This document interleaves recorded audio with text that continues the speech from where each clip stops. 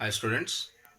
So in the yesterday's class we have seen the meaning and definition of the ecosystem. So that is the unit in which we can see the interaction between the living and non-living things. So each living and non-living thing, they are going to interact, they are depending on each other. So in the unit or in the system of the ecosystem, we can see there are mainly two types of components are there by which a complete ecosystem is going to be formed. So we have seen the natural as well as the artificial ecosystems.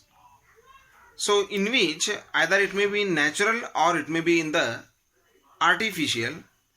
So each and every ecosystem consists of the biotic and abiotic components.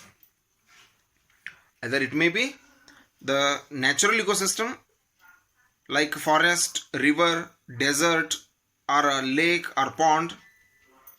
So that is also made by the two kind of the components, that is the biotic component and abiotic component,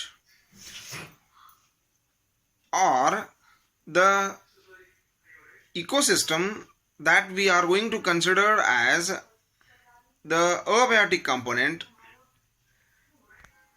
the ecosystem which we are going to consider as the aquarium or the garden or the park or the crop fields or the agricultural lands.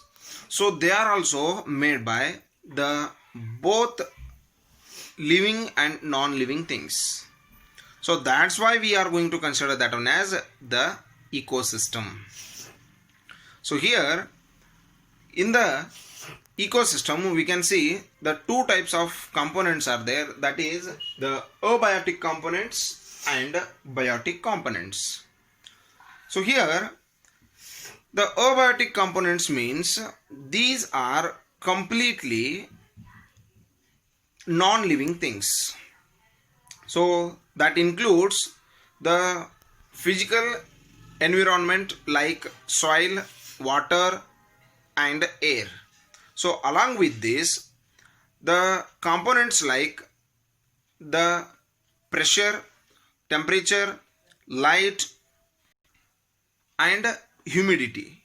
So these are also comes under the abiotic components.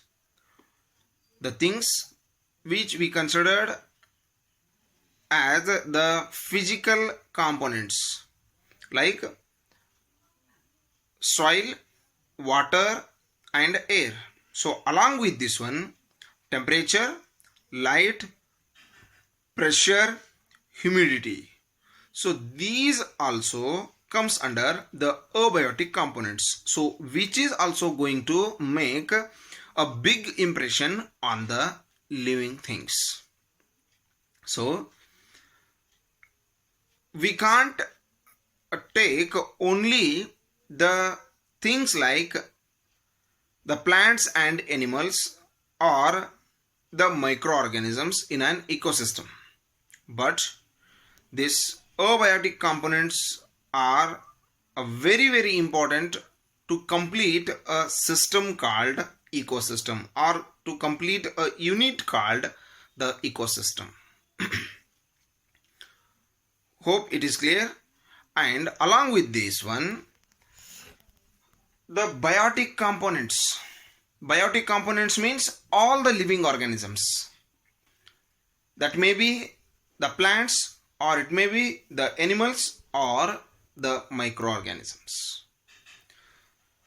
So depending on the nature of the living things, again these biotic components are going to be divided into three subgroups. These depending on their nature, though the biotic components are also again going to divide into three subgroups. So those are the producers, consumers and decomposers. Producers, consumers and decomposers. So these are the things which comes under the biotic components. So on which basis we are going to divide the biotic components, like the producer, consumers and the decomposers. So here the producers means the green plants, so which are going to prepare their food, which are preparing their living materials themselves.